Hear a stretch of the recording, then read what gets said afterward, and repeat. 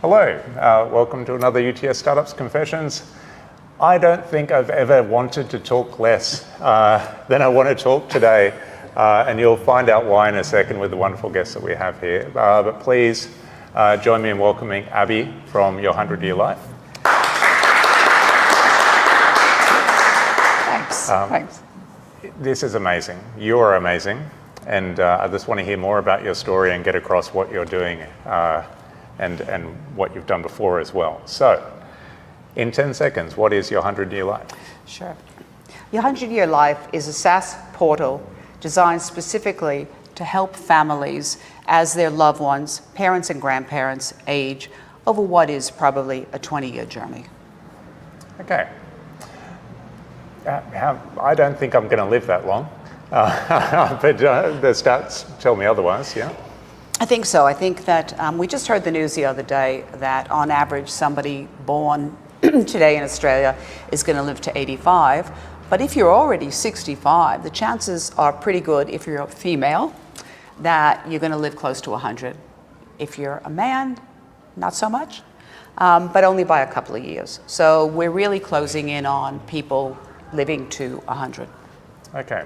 So people are living longer, they're going to need lots of different things. Mm-hmm. But take me back. What was your memory of the first kind of thing you wanted to solve in this area? Yeah, look, I guess I'd spent a lifetime working in and around health and safe water and aging. And then a few years ago, a light globe went off when my own mom turned 104. She's still around, she's 108 and a half, but that was the point at which I realized that she had spent 40 years in the workforce, and now she'd spent another 40 years, equal amount of time, in quote-unquote retirement. What that meant was that what she was able to earn and save and put away and accumulate over 40 years had lasted her for another 40 years.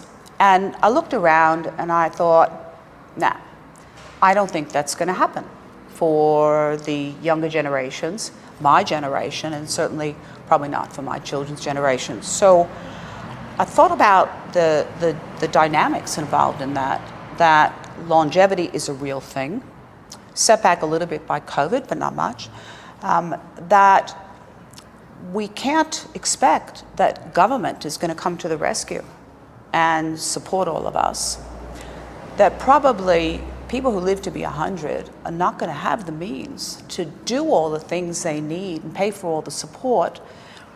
And it was pretty obvious to me that more than even now, it's going to fall back on families.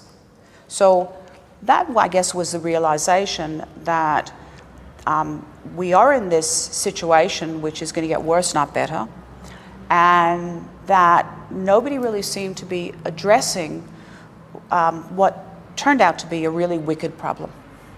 Okay. And it sounds like as you explored this, you figured out the full kind of diversity of problems that people have in the opportunity space. Yeah. Tell me a bit about that. Yeah, I think that was part of the evolution. So like a lot of startups, because I and my colleagues had experience working in this field, we thought we knew what the main problem was. And I think your audience will sympathize when I say it was affordable housing.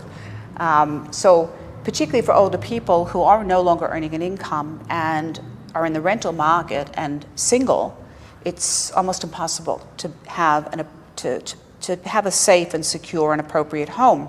So we focused on that.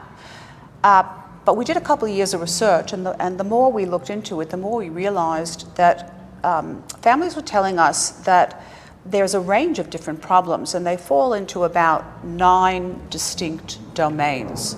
So we expanded our scope very ambitiously beyond one simple thing and well beyond an app to a more comprehensive solution for families. Okay. Tell me a bit about that in terms of developing that solution for people. What did that look like? Yeah, so again, we were doing interviews with families, and specifically in most families, there tends to be someone who is the principal or the managing director of the family's caring job. And that person is usually looked to advise, call the shots, seek the information. And we discovered that usually that person is female. 25% of the time they're male, but usually they're female. They're the women in their late 40s who are raising children at the same time. They may be women in their 60s who are divorced, living on their own in this unaffordable housing market, working in retail or something basic, emotionally torn between knowing they have to work more for themselves, but also wanting to help out their adult children by babysitting the grandchildren. So we evolved this very complex but almost unspoken emotional drama going on that almost everybody, almost every family is involved in. And we saw that over this period that unfortunately things get more tense, they get more complicated, they get more expensive. Yeah. Okay. So in dealing with all those people and figuring out we can do this, we can do this, we can do this, and packaging that up as a solution that you can then provide to a lot of people. Has that been a kind of easy process to pull that together? It's been really complex. And I think there's a reason why people do apps and not try to do comprehensive solutions to complex problems. What we thought was that there were 3 levels of solution that we could provide to people. We started out as a social enterprise. We are a social enterprise, and one of the things that we do at the first level is we aggregate and we curate this massive information out there. People said to us, I don't know where to start. I'm spending hours on the internet. I don't know who to trust. Everybody seems to be selling something. So one of the things that we do is to aggregate reliable, impartial information about critical problems. The second thing we thought people really need help with is making some of those tough decisions. Now, one obvious tough decision for a family is whether or not, and if so when, a parent can no longer safely live in their own home and they actually have to go into a different environment. But not everybody wants to do that. Some people, like my mom, who is not going to leave her home, want to and can afford the option to have care to come in. So how do you make that decision? How do you choose amongst those options? So the second level is what we call technically decision support tools. I sometimes joke that one problem almost everybody seems to face is that their father, or for this audience, grandfather, should probably not be driving anymore. And it's really a challenge to suggest to somebody that they give away their autonomy, that is their car keys, and stop driving. So it turns out that one of the state governments has actually sponsored an animated tutorial on how you have this conversation. We call that a decision support tool. How do you make a difficult decision? How do you get through it? And the final thing that we do for people is allow them to customize their own space on a secure server, theirs, and I can get into that later.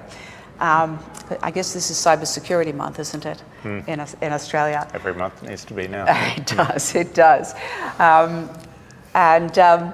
So the third part of it, and this will be for our paying customers, is the opportunity to customize, to store, and to share, so that these important decisions, which tend to involve an entire family, can be done in a logical way. Okay, this sounds amazing. It's obvious you put a lot into this. Yeah. And one question I normally ask at the start, but I held off a little bit, saving some of the best for last. Who were you before you were doing this? And I note some books on innovation in front of us that I think your name is attached to. Yeah. Well, let me flash backwards a long way and then I'll flash forward. So it is true that I've been involved in innovation as an advisor, as a founder, co-founder of startups since the 1990s. My appetite was whetted in the 1980s, believe it or not, when 2 gentlemen were trying to start a company that today is ResMed. and they needed very little money to get started, and an amount of about $100,000 was contributed by my employer to help with their endeavor, and the rest is history. I started life as a project manager in the foreign aid program in health, driving my own suburban Chevy truck through the rural areas of Panama in Central America, managing and checking on projects for village health, water systems, and latrines. And at that time, I don't think I ever could have imagined that I would be doing what I'm doing today. But like most entrepreneurs, I also today am somebody else as well, and that is my day job. And my day job is to be a member of a board of directors of a couple of different companies. So they include 2 startups. One is Sydney-based. It's pretty well known. It's called Resus Right, and it comes out of some university down the road where we're based. And it's about saving the lives of infants and making sure that or trying to protect them from cerebral palsy and other chronic conditions. The other one is a deep tech company, which I won't describe. The other thing that I do is I'm actually a chair of a new cooperative research organization which specializes in applying advanced and smart composites to manufacturing, particularly in aerospace, transport, hydrogen, and electric vehicles. So I'm actually 2 people at the same time, like most startup founders. I think everyone needs to be. Entrepreneurship is the one thing you can do where you won't get paid, but you have to put a lot of effort in. And what option do people have other than to do 2 things at once? Yeah.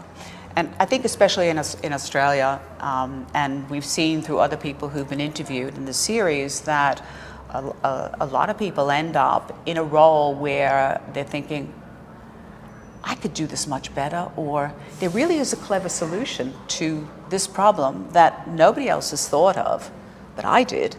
So, do I have the passion? Do I have the commitment? Am I willing to work late hours and weekends? And I should say, we ran into you here on a weekend because my little team would work all day Saturday in UTS Startups for 8 hours, and thank goodness for Hojak and other delivery, because we would spend all day Saturday on a weekly sprint here. I have noticed a trend. The people here on weekends tend to work out all right in terms of their dedication to what they do. But there's a couple of last questions, because in all the companies that you're involved in, why not address this problem within one of those companies, or in any of the other capacities that you've had over the years? Why does entrepreneurship make sense for this? I think there are a couple of reasons. So I was involved as an advisor to government on problems of aging. But what I realized was that there are limits to what government can do. And there really is a barrier between government and the for-profit private sector. So our governments are really good at engaging not-for-profits, but it's a little bit more challenging and politically sensitive for them to engage with the for-profit private sector. That's something that I've done for many years as an expert in cooperative arrangements. So I think people haven't done it before, first of all, because it's a complex, wicked problem. Secondly, because people tend to focus on the most urgent problems, sometimes those that are going to be in the press, like the Royal Commission into Aging, so people living in nursing homes, gets a lot of attention. And I guess the final reason is because this is one of these problems that is so complex that if you really want to address it, you have to wrap your mind around so many domains that I think it's a little bit intimidating for a lot of people. If you want to make as much money as possible, as fast as possible, which is not me,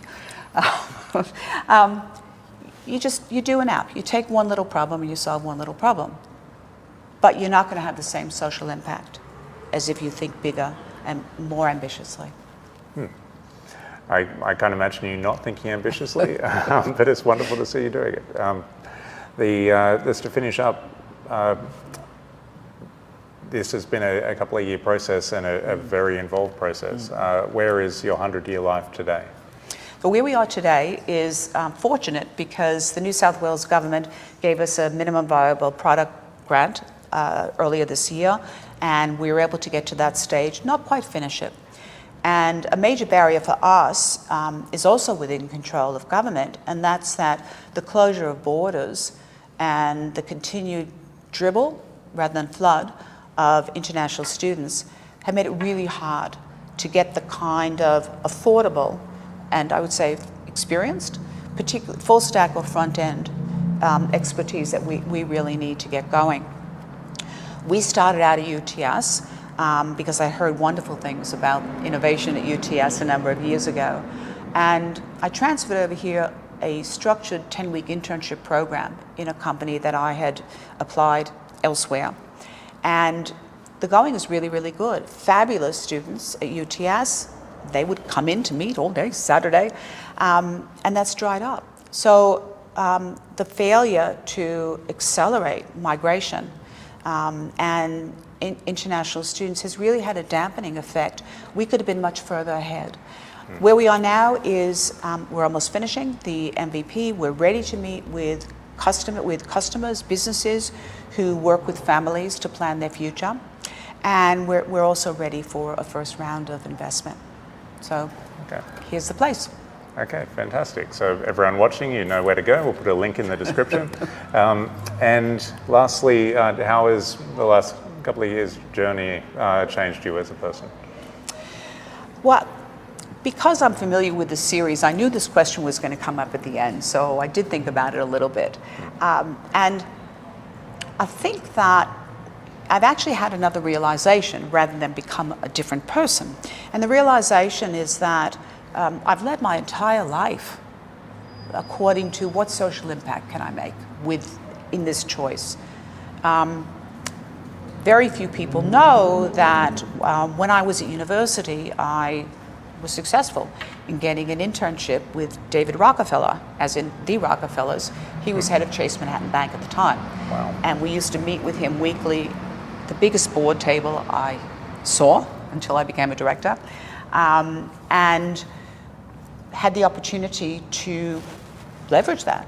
But it never appealed to me. I realized that every choice I've made along the way has been for greater social impact. And so rather than being a different person, I think I've come to understand the person I am. Okay. Would you say entrepreneurship is a way of achieving that social impact?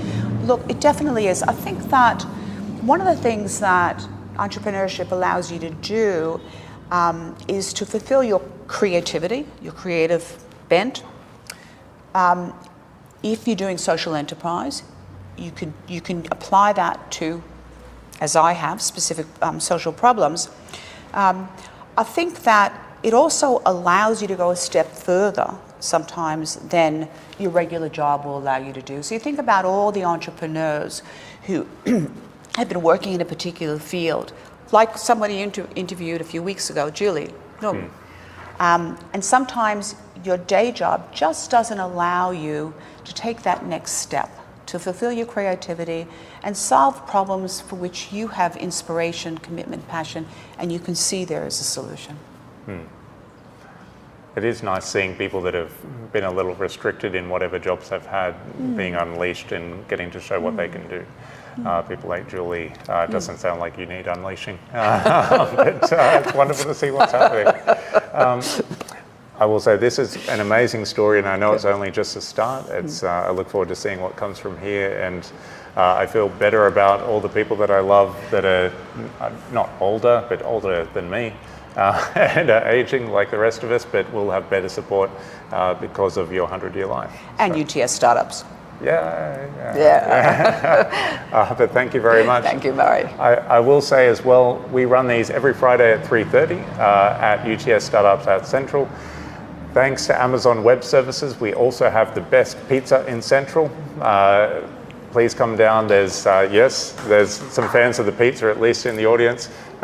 You've had the pizza, yeah? I have. I absolutely have. Yes, Okay. thank you. It's worth coming down. Absolutely. And there's also wonderful people here as well that are worth joining.